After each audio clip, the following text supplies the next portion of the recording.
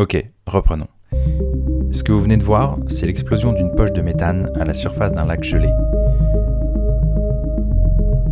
Le méthane s'échappe du permafrost, les terres constamment gelées de notre planète. Et ces gens-là, ce sont des scientifiques de l'université d'Alaska de Fairbanks. Les terres gelées du permafrost sont présentes sur 25% des terres de l'hémisphère nord.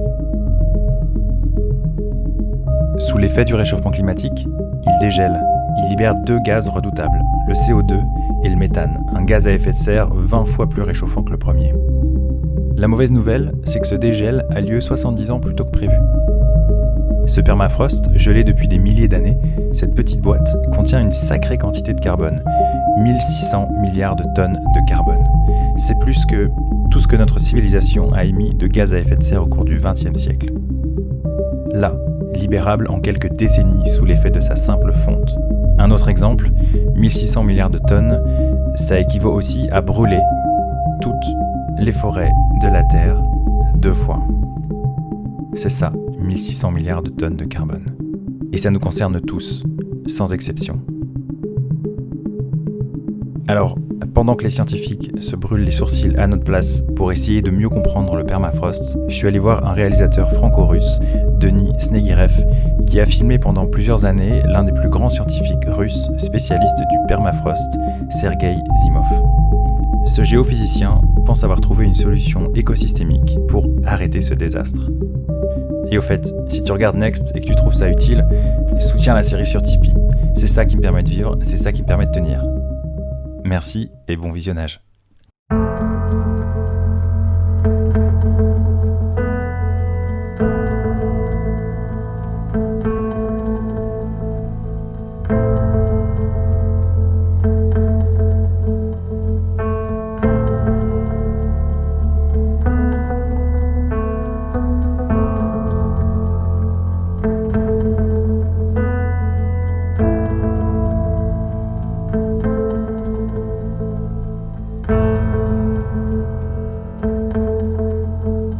Это бомба, климатическая бомба. Мерзлота, которая многие тысячи лет назад была законсервирована холодом, громадные ледяные зоны начинают таять.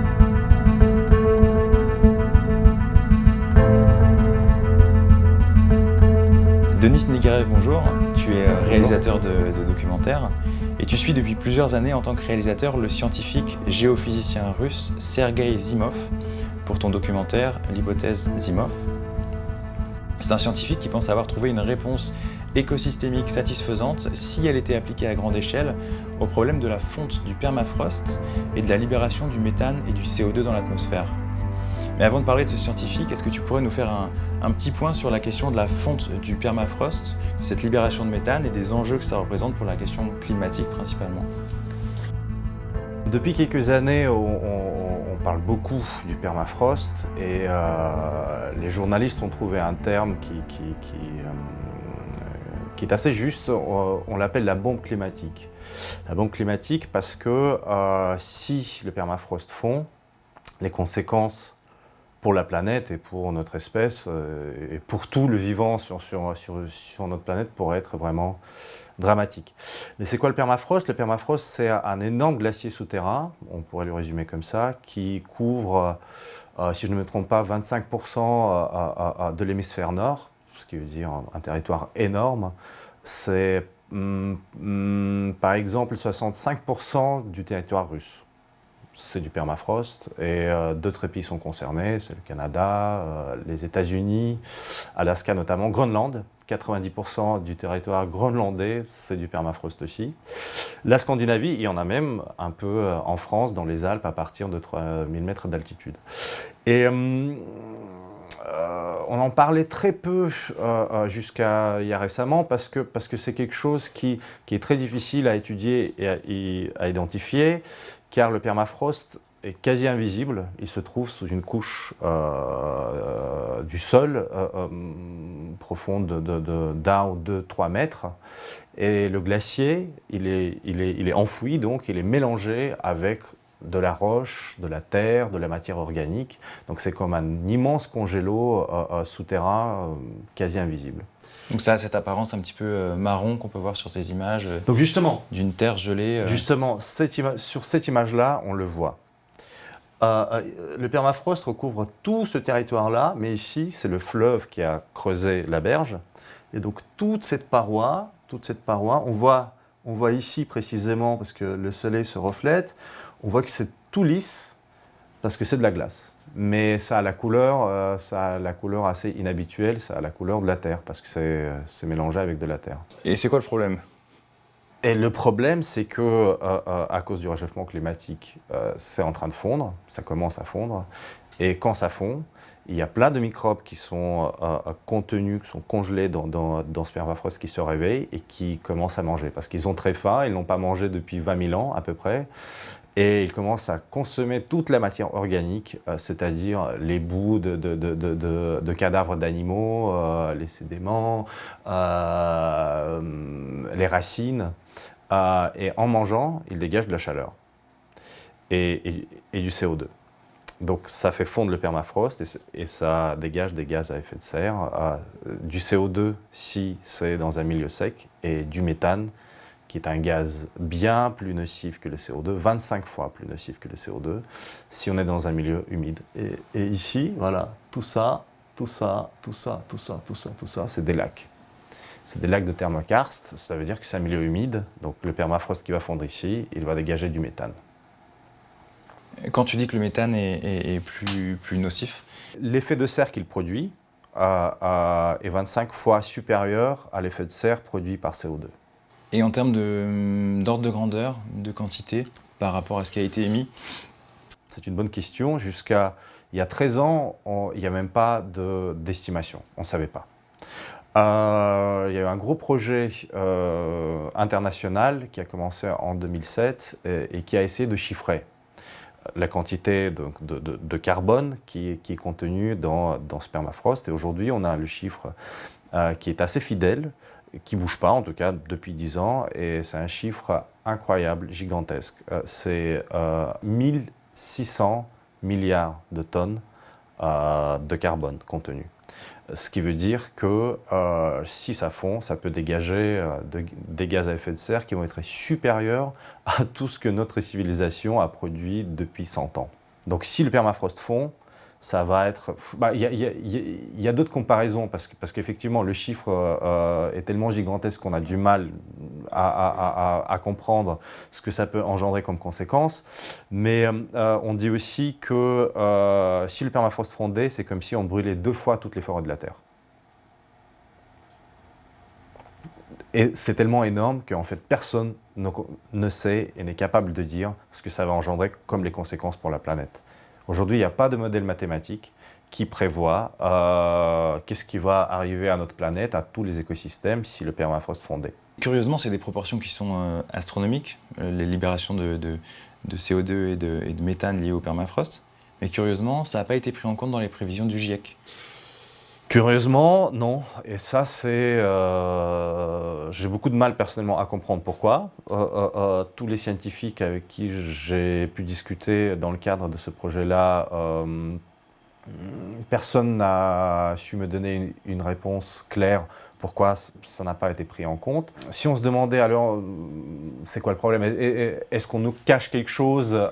Non, pas vraiment. C'est juste que c'est tellement difficile à estimer la vitesse avec laquelle ça va fondre. Et surtout la manière dont ces gaz à effet de serre vont se dégager, parce qu'il y a beaucoup d'infos qui nous manquent aujourd'hui. Que je pense que le GIEC a décidé de ne pas le faire par crainte de dire n'importe quoi. Je ne sais pas. Je n'ai pas discuté avec des experts de GIEC, donc je ne sais pas du tout. Mais justement, un des objectifs de ce projet, de ce film, et d'inciter les scientifiques qui vont travailler sur les prochains rapports de GIEC, finalement d'inclure les estimations de la fonte de permafrost dans leurs calculs. Mais où en est la communauté scientifique par rapport à ces questions-là ? D'après ce que je vois, d'après ce que j'ai compris, Il y a beaucoup de chercheurs qui travaillent sur la question du permafrost. Évidemment, ça défraie la chronique, tout le monde en parle, même les médias en parlent tout le temps maintenant. Donc évidemment qu'il y a des scientifiques qui travaillent sur la question. Mais quel est leur pouvoir de lobbying politique? Je ne sais pas.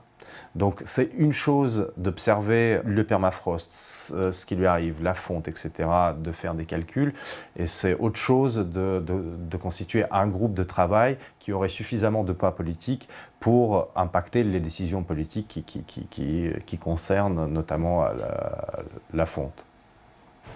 Et évidemment, tout est lié. Si on ne réduit pas les émissions de gaz à effet de serre, l'atmosphère va continuer à se réchauffer. Si l'atmosphère se réchauffe, le permafrost va continuer à fondre.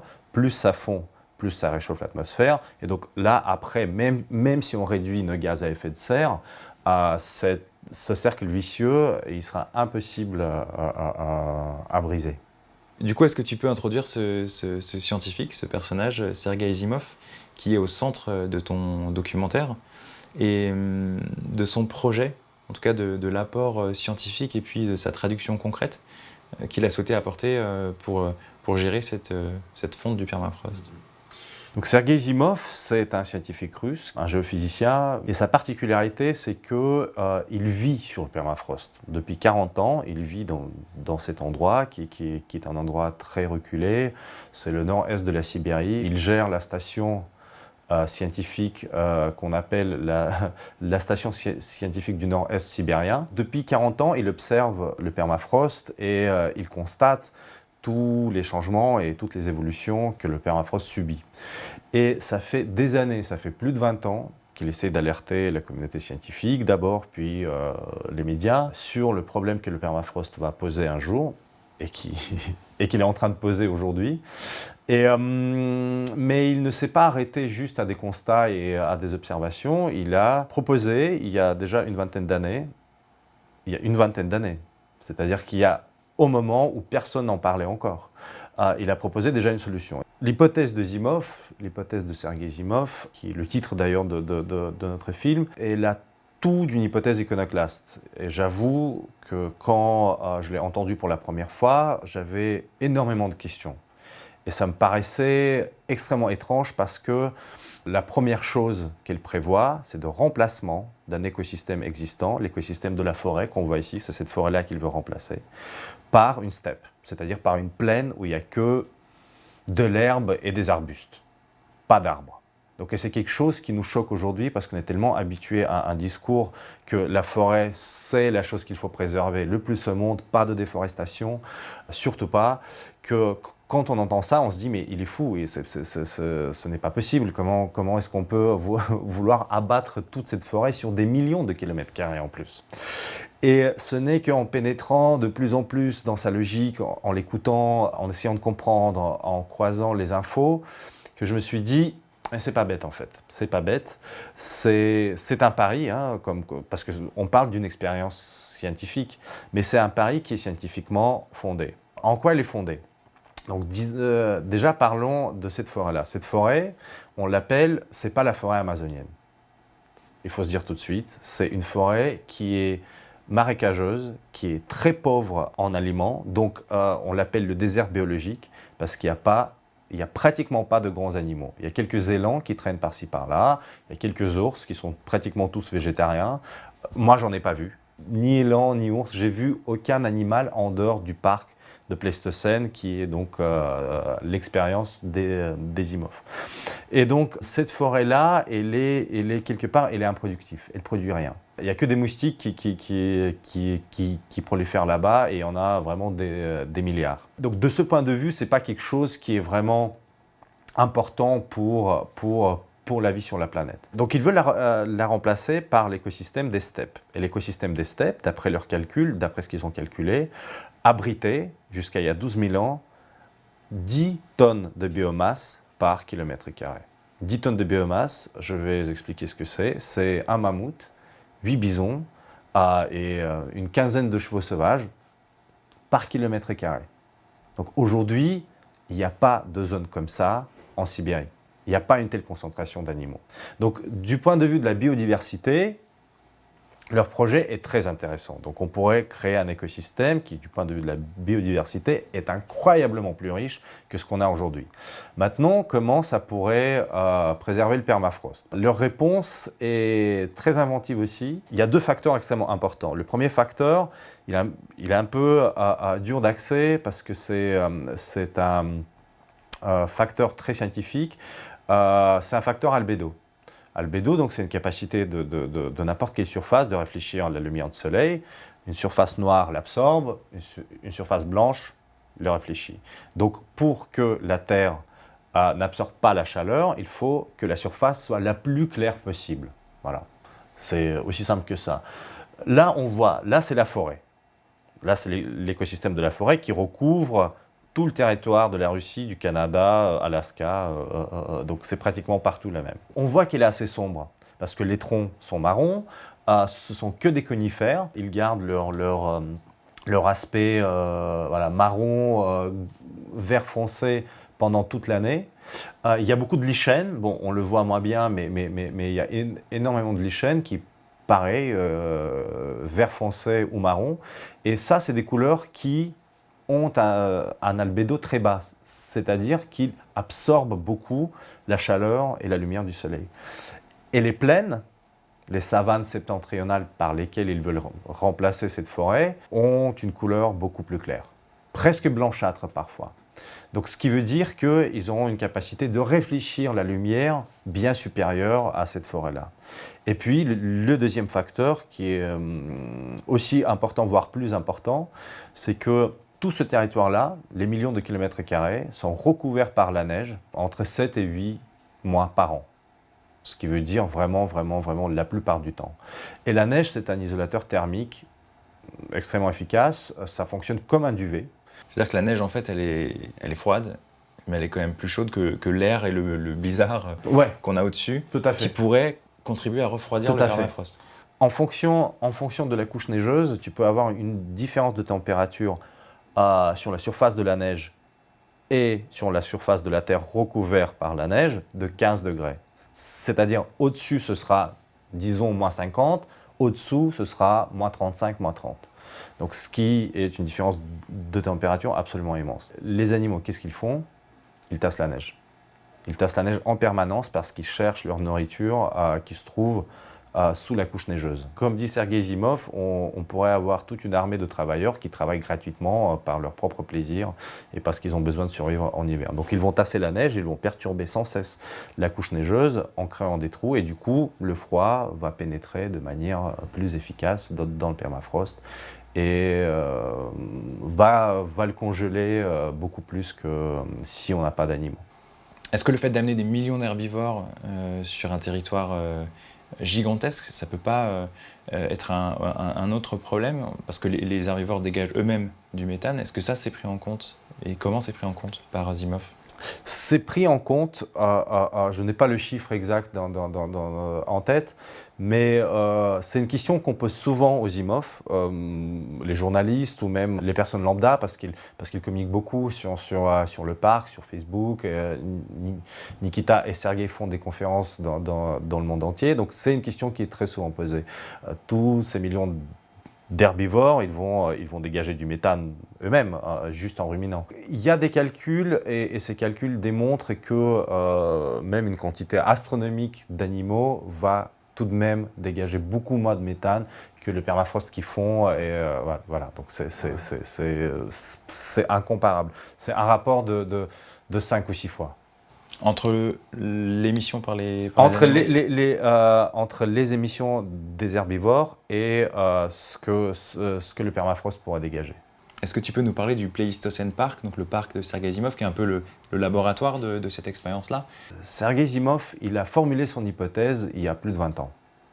L'idée que les animaux peuvent préserver le permafrost, ça ne date pas d'hier, ça date du milieu des années 90. En 2005, il a été publié par la revue scientifique la plus prestigieuse au monde, Science, la revue américaine, où il a exposé cette hypothèse-là. Donc depuis, elle est bien connue par la communauté scientifique. Mais il savait très bien que s'il ne reste que au niveau des idées, ça peut être débattu ad vitam aeternam, c'est-à-dire pendant des années, des années et des années. Donc ce qu'il a décidé de faire, il a décidé de démontrer que son idée est valable et qu'il peut obtenir sur un petit territoire des résultats qui vont prouver que son hypothèse est tout à fait valide. Donc ce qu'il a fait, il a créé un parc qu'il a appelé Pleistocène Park. Évidemment, c'est un clin d'œil à Jurassic Park, il ne le cache même pas. C'est un enclos de 20 km² au milieu de la taïga, au milieu de nulle part, où depuis plus de 20 ans, lui et son fils Nikita d'ailleurs, qui l'aide beaucoup, ils amènent des animaux du monde entier. Ils ont amené des yaks de Mongolie, des bisons de la région de Moscou, des bisons de Danemark l'année dernière, des bœufs musqués de l'île Wrangel, en russe on appelle ça les marals, mais c'est une sorte d'espèce de cerf de la région d'Irkoutsk. Donc voilà, par petits troupeaux, parce que leurs moyens sont très limités, ils amènent ces pionniers, ces nouveaux habitants de la Sibérie, ils les ramènent à cet endroit-là, le Pleistocène Park, pour reconstituer une sorte de communauté d'herbivores qui n'a pas vécu sur cette terre depuis 12 000 ans. Bison behind my back are the first bison in this region for 10,000 of years. Just last spring, they've been grazing in Denmark. Together, we traveled 15,000 kilometers, and our journey took 5 weeks. Est-ce que sur ce parc, avec la présence de ces herbivores, il a constaté un effet direct sur le permafrost qui corroborerait son travail? Effectivement, la question qui préoccupe tout le monde, quels sont les résultats de cette expérience-là? Parce que le Pleistocène Park, c'est une expérience scientifique à ciel ouvert. Remplacer un écosystème par un autre est un processus qui prend même pas des années, qui prend des siècles. Donc c'est quelque chose qui est très difficile à observer au quotidien, parce que les changements sont très lents. Mais au bout de 20 ans, parce que 20 ans c'est une période suffisamment longue, on voit, sans instrument de mesure, on voit à l'œil nu qu'il y a un vrai changement de végétation entre ce qu'il y a à l'intérieur du parc et ce qu'il y a à l'extérieur. Quand vous promenez dans le parc, vous voyez que il y a cette barrière qui sépare les animaux de cet écosystème que les imhotépes appellent l'écosystème hostile, parce que c'est un écosystème où ces animaux ne pourraient pas survivre. Donc cette forêt-là, vous balancez là-dedans des bisons, des chevaux, ils meurent quelques mois plus tard parce qu'il n'y a rien à manger. Donc à l'intérieur du parc, il y a maintenant suffisamment de végétation pour qu'ils puissent survivre.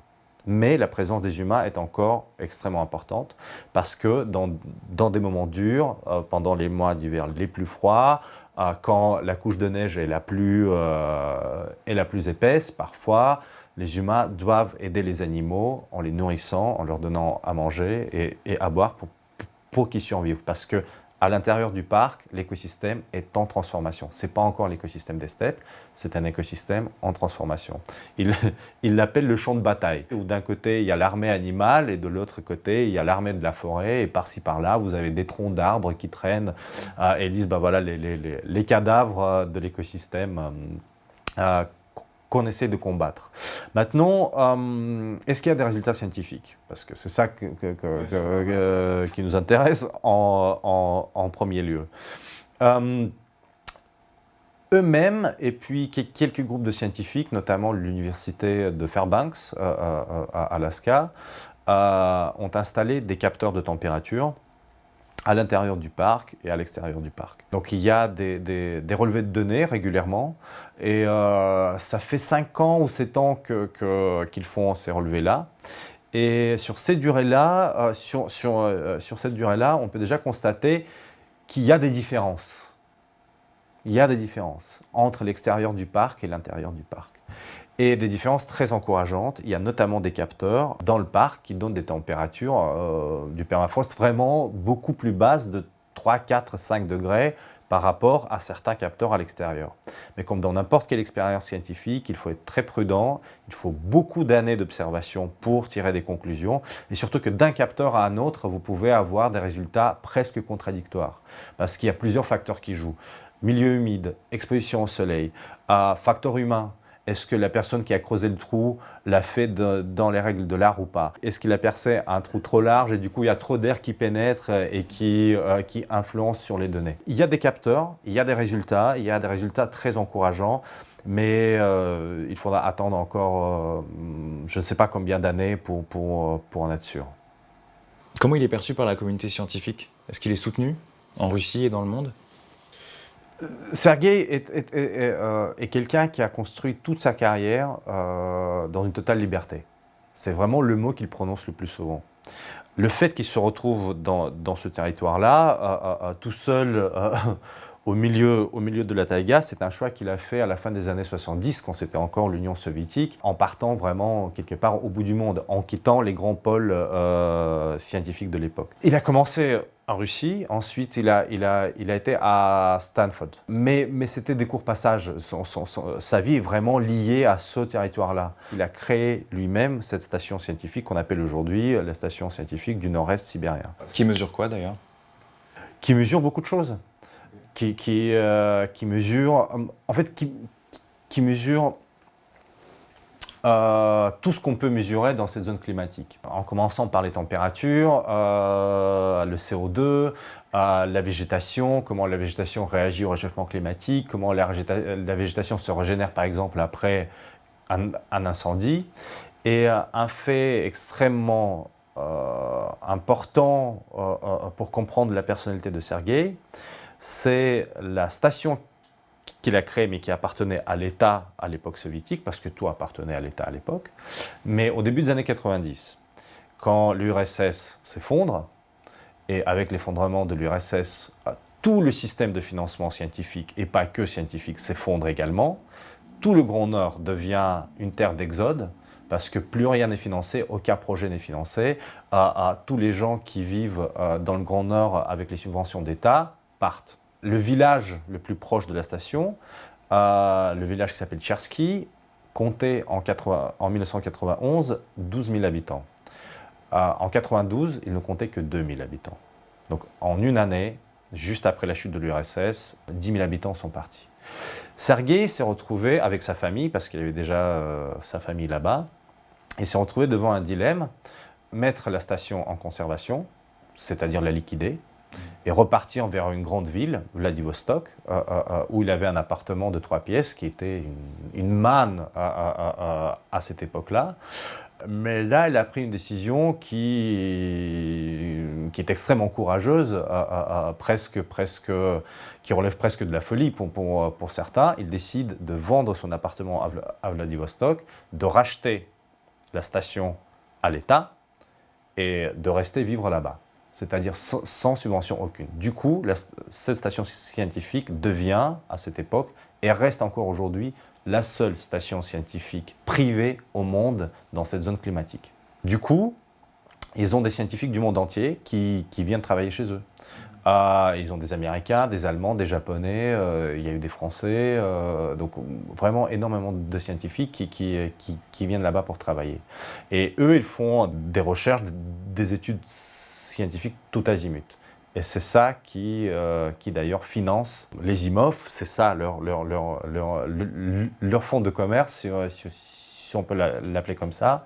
Et c'est avec l'argent que génère la station qu'ils financent depuis 20 ans le Pleistocène Park. Donc ça a contribué aussi à sa renommée Tout à fait. Donc oui, pour répondre à ta question, comment il est perçu dans la communauté scientifique, il est perçu de manière très controversée en fait. Tu peux avoir des partisans, vraiment des partisans très très fervents de Sergueï, et j'en ai rencontré, des Américains, des Français, des Allemands qui le soutiennent beaucoup, des Anglais aussi. Il y avait des scientifiques d'Oxford qui sont venus travailler au parc il y a 2 ans, et qui maintenant cherchent à obtenir des subventions pour créer une sorte de programme de monitoring de parc sur des années à venir, parce qu'ils y croient.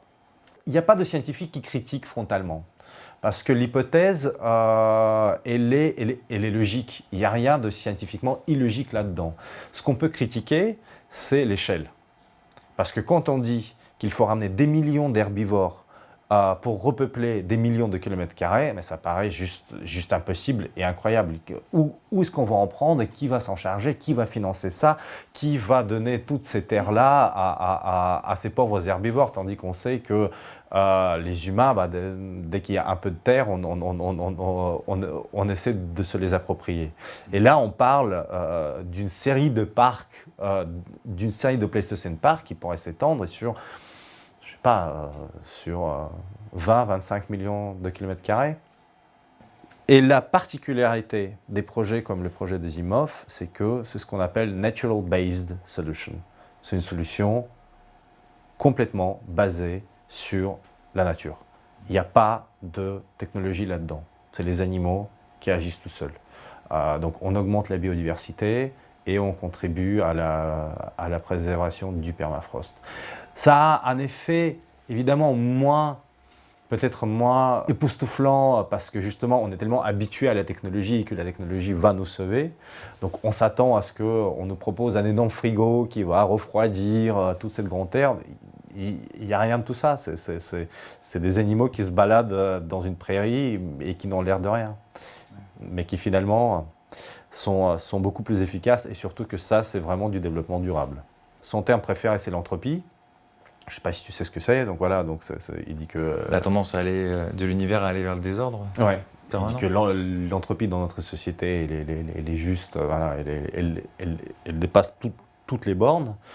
Qu'aujourd'hui, avec les moyens technologiques qu'on a aujourd'hui, c'est impossible de la pomper, c'est son terme là. Et que toutes les solutions technologiques qu'on trouve aujourd'hui, c'est des rustines. On n'a pas découvert une nouvelle source d'énergie qui serait parfaitement clean, suffisamment concentrée et suffisamment rentable pour remplacer les hydrocarbures. Et donc du coup, voilà, on va continuer sur cette pente où il faut changer complètement. Donc oui, lui clairement, il ne croit pas beaucoup en changement en douceur, on va dire. Il pense que... Il l'espère, mais et c'est ça qui rend les personnages et le projet tellement attachant, c'est que tout en pensant ça, il le pense comme un scientifique, il ne le pense pas comme, tu vois, comme moi, un citoyen lambda qui peut avoir un peu peur et qui se dit « Ouh là là, qu'est-ce qui va nous arriver ?» Lui, il est réfléchi en tant que scientifique avec les données en main et se dit « Bon, d'après tout ce que je vois, on va dans le mur et on n'a pas les moyens aujourd'hui de s'arrêter ou de passer à côté. » Et malgré ce constat-là, il continue. Il continue à faire son parc, il continue à essayer de sauver le monde. Voilà. Et tu lui as parlé avec lui de sa disparition, de savoir si il pensait que ça se produirait avant sa mort ou, bien sûr, ou de son vivant. Mais oui, lui, il en parle très facilement. Il dit moi, de toute manière, je ne verrai pas de mammouth dans le parc. Je ne vivrai pas cette catastrophe écologique vers laquelle on court aujourd'hui. Mais il dit, moi ce qui me préoccupe, c'est même pas le sort de mon fils, parce que lui aussi, a priori, il va pouvoir s'en sortir. Mais mes petits-enfants, mes petits-petits-enfants. Et un de ses grands discours, c'est on ne peut pas prévoir dans quel pays vont vivre nos arrière-petits-enfants. On ne peut pas le prévoir. Est-ce qu'ils vont être américains, russes, chinois, français? On ne sait pas. Où vont passer les frontières dans l'avenir? On ne sait pas. Donc essayer de réfléchir en termes de nation ou de patrimoine de la nation, c'est absurde et c'est complètement obsolète. Par contre, ce qu'on peut léguer à nos enfants, et c'est notre devoir d'humain, c'est de leur léguer des écosystèmes stables et riches, où ils pourront survivre. Donc c'est ça. Son but, son objectif, c'est de créer un écosystème stable et riche qu'il pourrait léguer à sa descendance. Dans le projet de Zimov, donc de repeupler tout ce territoire avec les animaux, avec les herbivores qu'il ramène de tous les coins du monde, il y a un côté science-fiction qui fait rêver, qui fait vraiment rêver tout le monde, moi y compris en premier. C'est le retour de mammouths en Sibérie. Et le mammouth, il est très présent dans leur discours, il est même présent sur le logo du parc. Il a une vraie utilité dans cet écosystème-là, parce que le mammouth, c'est une sorte de tracteur de l'âge de glace, le tracteur de Pléistocène. Donc toutes les transformations sur les écosystèmes que les animaux pourraient faire restent assez modestes, parce que la taille des animaux ne permet pas, par exemple, d'abattre les arbres. Tu vois, un bison, il ne peut pas faire tomber un arbre assez massif, tandis que le mammouth le peut. Donc les zymophes, ils en ont besoin, ils le font souvent sous forme de blague.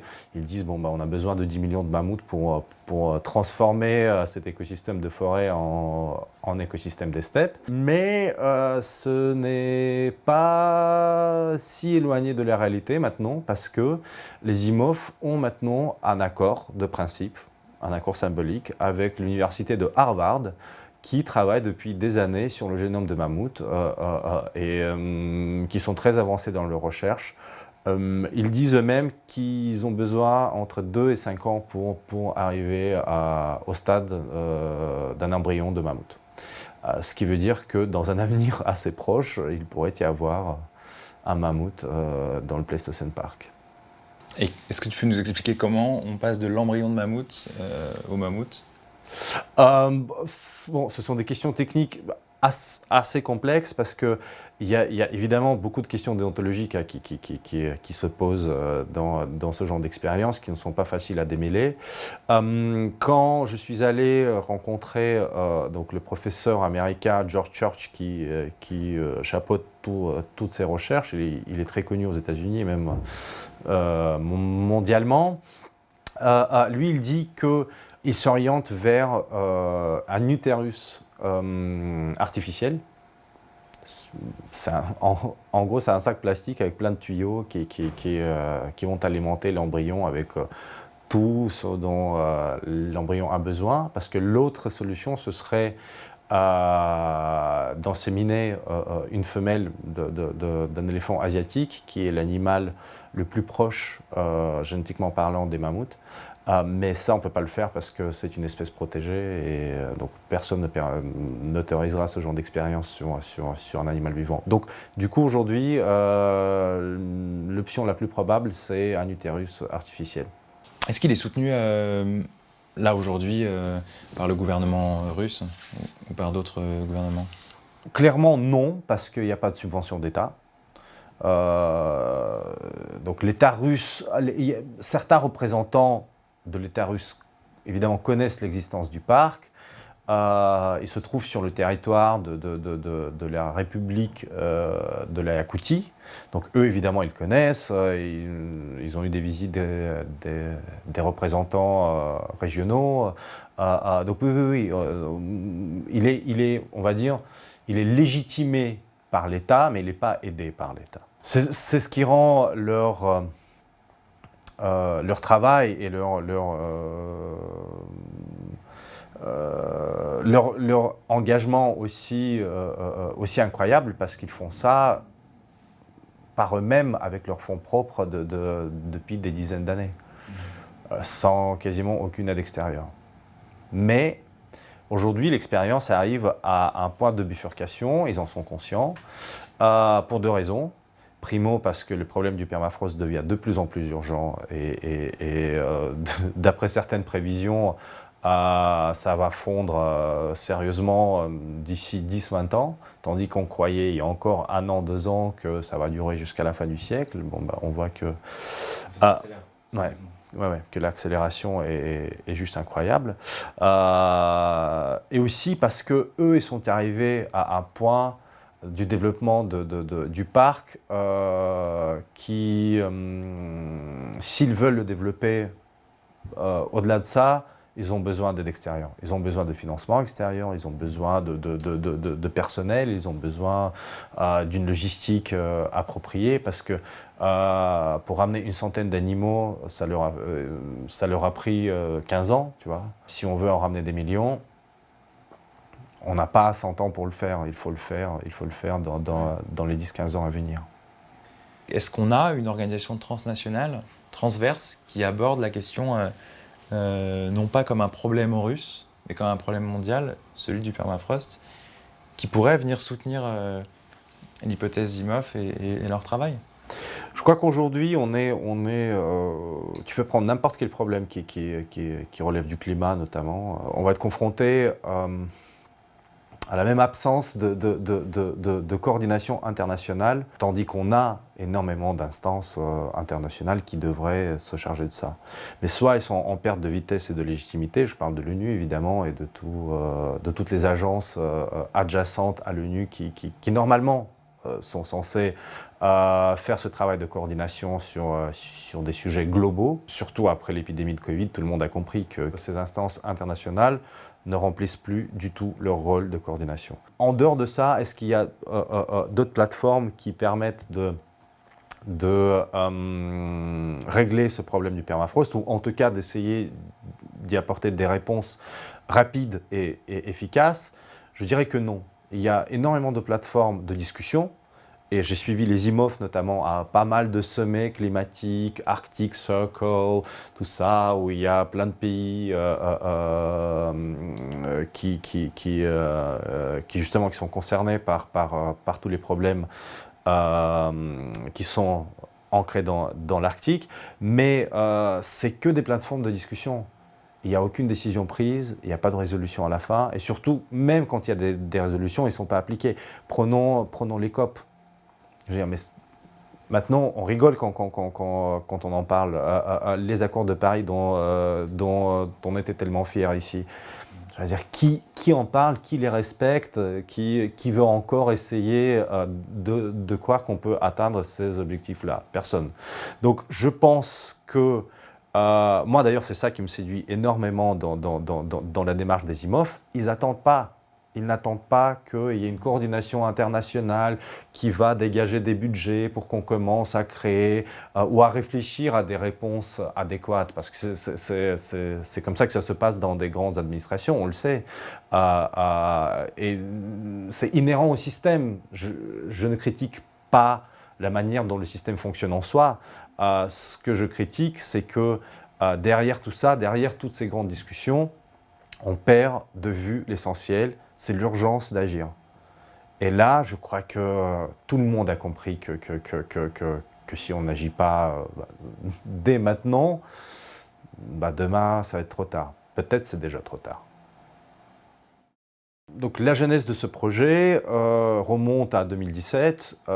C'est la journaliste d'Arte, Barbara Lohr, qui m'a contacté pour que je participe avec elle au voyage au cœur de cette expérience au Pleistocène Park, parce qu'elle a entendu parler de ce projet-là quelque part et elle voulait faire un reportage pour Arte. Donc c'est comme ça que je me suis retrouvé là-bas. On a passé une bonne semaine avec les Zimov où ils nous ont fait découvrir vraiment tous les aspects. Ils sont assez habitués aux journalistes, donc ils ont une sorte de tour pour les médias où ils montrent une faille géologique comme celle-là de Van Neyar, on va au parc, on va voir comment cette expérience fonctionne. Et c'est au cours de ce séjour-là que j'ai vu que le potentiel de leur projet, que les personnages surtout, Sergueï lui-même et son fils, que la relation qu'il y a entre eux, parce qu'il ne faut pas oublier que c'est un projet familial. Ce n'est pas un projet purement scientifique, chapeauté par une université. C'est vraiment un projet familial. Ce qui rend l'histoire extrêmement humaine et touchante.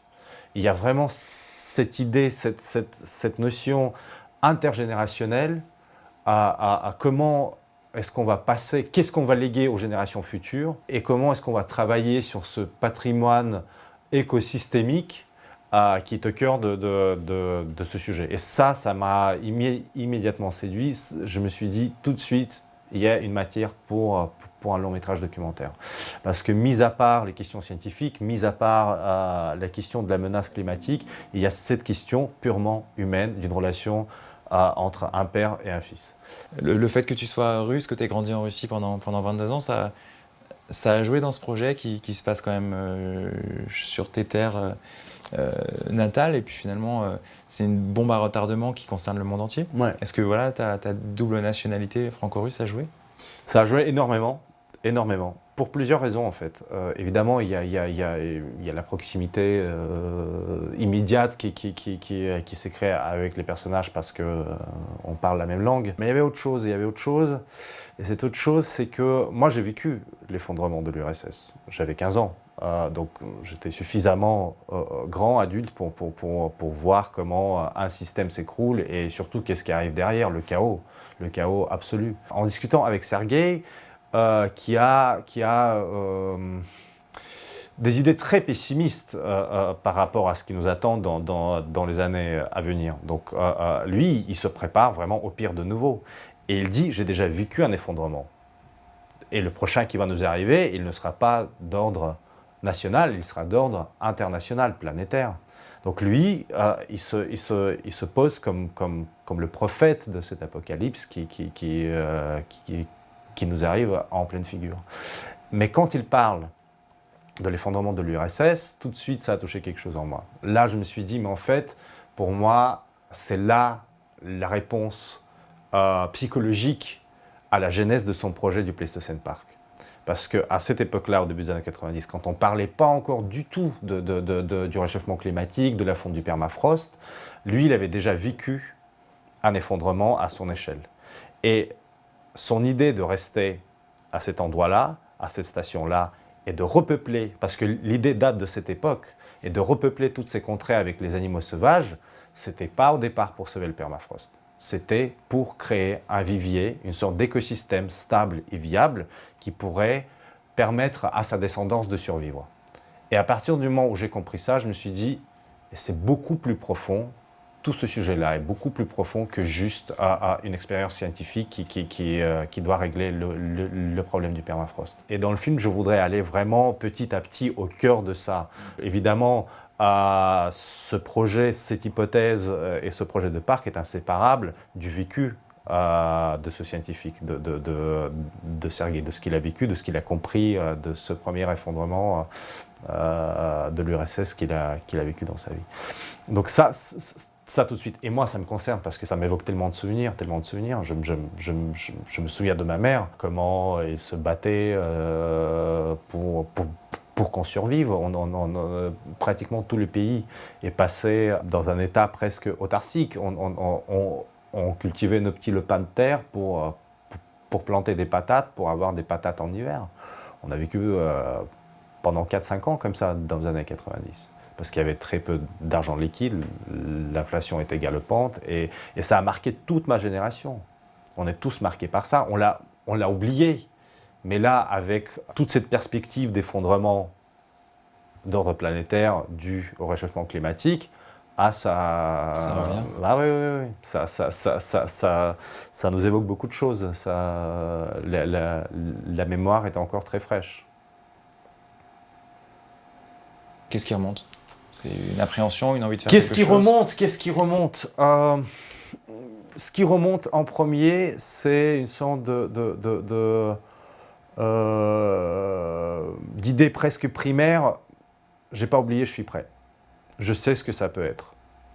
Ça me fait pas peur parce que j'ai déjà vécu un moment où il a fallu survivre, mais clairement, où tous les liens sociaux ne fonctionnent plus, où toutes les infrastructures sociales ne fonctionnent plus, où chacun ne doit compter que sur soi et sur son cercle très proche d'amis et de famille. Donc tu sais que c'est les moments où tous ces liens-là deviennent les plus importants. Et c'est d'ailleurs, c'est pas un hasard que le projet des IMOF, c'est un projet familial, tu vois. Donc il y a une vraie logique dans tout ça. Et aussi ce que ça évoque quelque chose qui est presque contre-intuitif. Parce qu'on pourrait se dire que dans des moments de grande détresse, de grands effondrements, le premier réflexe de l'homme, c'est de se replier sur soi et justement sur sa famille et sur son cercle proche. Mais vu qu'on n'y est pas encore, vu qu'il y a encore une toute petite chance d'éviter cet effondrement, je me dis qu'on n'a pas le droit de ne pas saisir cette chance-là. Donc aujourd'hui, tant que ça ne s'est pas encore effondré, il faut tout mettre en œuvre pour que ça ne s'effondre pas. Parce que ça ne va pas être beau. Si ça s'effondre, ça ne va pas être beau du tout.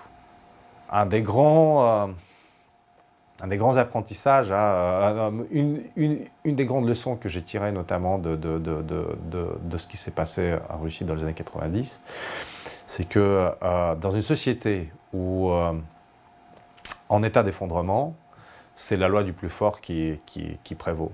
Donc ceux qui ont pris les rênes du pouvoir, ceux qui sont partagés les richesses du pays, c'est les gens qui savaient utiliser la force, c'est la mafia, qui reste d'ailleurs toujours au pouvoir. Maintenant, elle a complètement fusionné avec les services secrets en Russie, mais c'est ceux qui savent utiliser la violence qui prennent les rênes du pouvoir dans des moments d'effondrement. Et ça, j'ai pas envie de le revivre, tu vois. Y compris à l'échelle locale, dans les rues, dans ta commune, partout. Mais partout.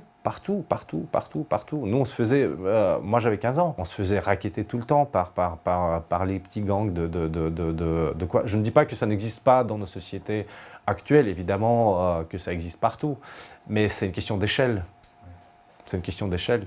Quand la police n'est pas payée, ce qui était le cas en Russie après l'effondrement, les salaires étaient des salaires de misère, en plus bouffés tout le temps par l'inflation galopante. Qu'est-ce que font les flics? Ils ont les armes, ils ont les connexions, ils connaissent les caïds du coin, les plus véreux. Ce qu'ils font, ils font les deals ensemble. Parce que c'est le seul moyen de gagner de l'argent, de faire survivre leur famille, etc. Il y a certains aspects sur lesquels tu te prépares à ce possible effondrement planétaire? Non. Tu veux dire, est-ce que je stocke de la nourriture? Alors, tout le monde pense à ça tout de suite quand je pose cette question-là. Est-ce que j'achète est-ce que je fais planter, est-ce que je fais de la permaculture ou pas? Est-ce que tu te mets en réseau avec les locaux là où tu vis? Est-ce que tu... j'allais dire la préparation psychologique, mais tu l'as déjà vécu cette préparation. Ouais. C'est même pas une préparation, c'est une expérience. Ouais. Je ne peux pas dire que je me prépare, mais en même temps, tu vois, il y a un mois, j'ai déménagé à la campagne.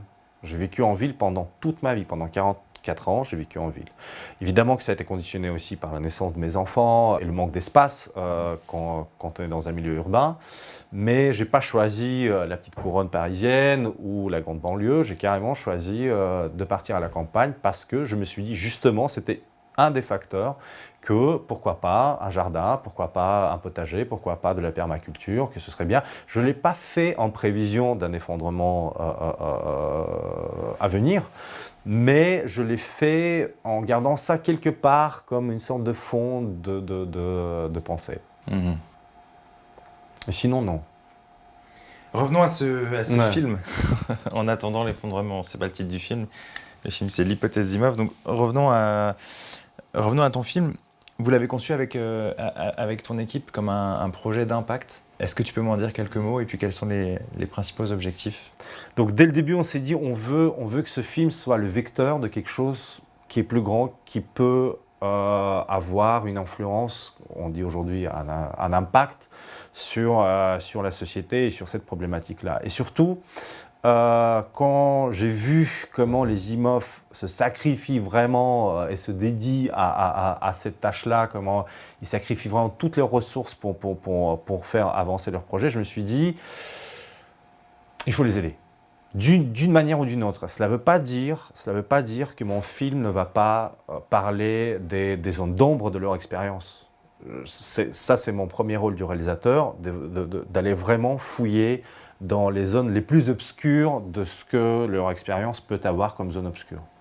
Mais en soi, aujourd'hui, j'ai appris à croire en leur hypothèse, j'ai appris à croire en la démesure dont on a besoin aujourd'hui pour avancer.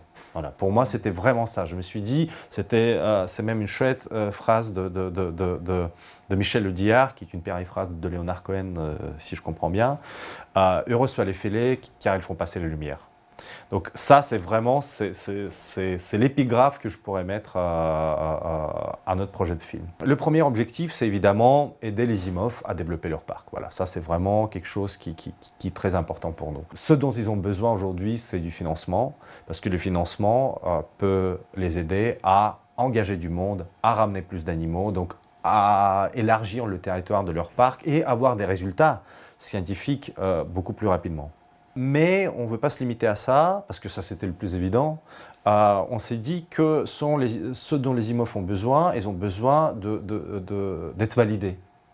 Parce qu'ils sont très loin, ils sont en dehors des circuits universitaires classiques académiques, ils sont très loin des cercles du pouvoir. Donc ce dont ils ont besoin, c'est des soutiens, des lobbies, de labels. Donc on est aujourd'hui en train de réfléchir quel type de partenaires, des ONG. Là je dis n'importe quoi, pour l'instant on n'a aucun accord avec qui que ce soit. On est en train de travailler là-dessus, mais pourquoi pas Greenpeace, WWF, d'autres structures qui pourraient éventuellement labelliser le parc en disant que c'est un projet d'utilité publique, low carbone, et ce type de labellisation. Parce que si on a ça, ça pourrait être extrêmement utile pour les IMOF d'avoir une crédibilité vis-à-vis des partenaires, même vis-à-vis des partenaires financiers ou des entreprises qui pourraient investir dans le parc. S'il est labellisé projet bas carbone, ils pourraient carrément investir dans le parc en ayant des retombées fiscaux en retour. Donc aujourd'hui, tout est à imaginer, hein. C'est d'ailleurs assez passionnant. Et là, on va aller vers plus macro encore. Donc on veut évidemment... Tu m'as posé la question, est-ce qu'il y a, pourquoi le rapport de GIEC ne prend pas en considération la fonte du permafrost? Justement, ça c'est un des objectifs d'impact pour nous. On veut inciter les experts de GIEC de se pencher sur cette question-là. On veut faire du lobbying, donc scientifico-politique, pour que le permafrost soit inclus dans les modèles et dans les prévisions. Ça me paraît ça ne se discute même pas, il faut que ce soit fait. Et puis, l'objectif le plus fou, le plus éloigné dans le temps, c'est de contribuer à la création d'un réseau de parcs, comme le Pleistocène Park. C'est ce que les IMOF prônent dès le début. Ils disent, nous, on ne veut pas créer un parc qui va couvrir tout le territoire, on montre un modèle, on montre un exemple.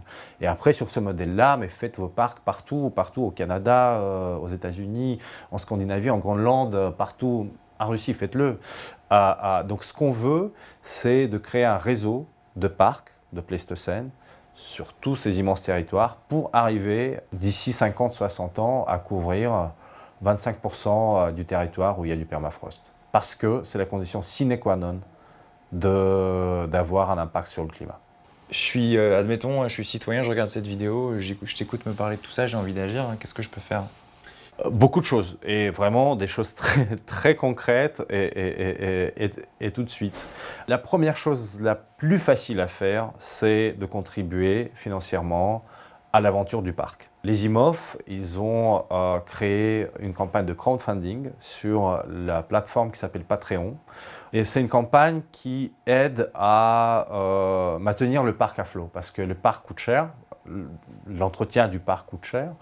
Et pour l'instant, les IMOF n'arrivent pas à réunir les fonds extérieurs pour être, tu vois, à zéro, quoi.